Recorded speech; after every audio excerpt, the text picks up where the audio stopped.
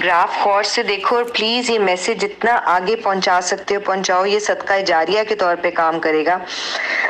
पाकिस्तान इस वक्त 457, रात से तो 700 पे आ गए, ये 2-3 दिन पहले की बात है, 457 पे था। और अगर हमने इस वक्त लॉकडाउन ना किया तो हमारी सिचुएशन ईरान की तरह की होगी। ईरान के अंदर एक हफ्ता पहले तकरीबन 100 में बात थी और हफ्ता बाद जो है ये हजारों में बात गई थी। अब हम उसी जगह पे खड़े हैं जहां ईरान वह 100 की डिग्री पे खड़ा था, हम 700-800 हैं। अगर इस हफ्ते हमने लॉकडाउन ना किया तो अगले हफ्ते हमारा एक्सपेक्टेड रेट पेशेंट्स का 47,340 है। आप खुद तो देखो, सिर्फ एक हफ्ते में 47,340 केसेस पे अगर हम चले गए तो फिर हमें वापस आना नामुमकिन हो जाएगा।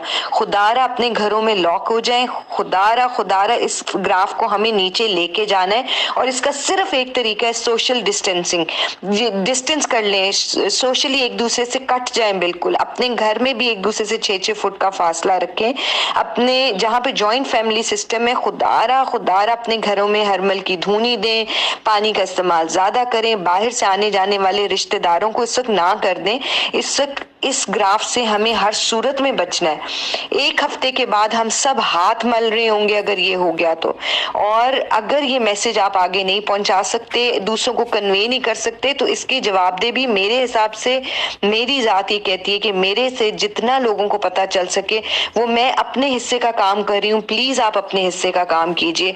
बार बार जो लोग हमारे ग्रुप में है, जिनको कोई लोग फॉलो करते हैं, आप लोगों के कोई व्हाट्सएप ग्रुप्स हैं, खुदारा उसमें कहें कि इस वक्त हमें इस चीज की सख्त जरूरत है कि हम इस ग्राफ को यहीं किसी तरह रोकें, वरना हफ्ते के बाद ये हजारों में बात जाएगी और उसके बाद वापस आना 6-8 महीने हम लोग इससे नहीं निकल सकेंगे। और पता नहीं पाकिस्तान की इकोनॉमी का क्या होगा, हम सबका क्या होगा, ये कुछ नहीं कह सकते। अभी बात हमारे हाथ में।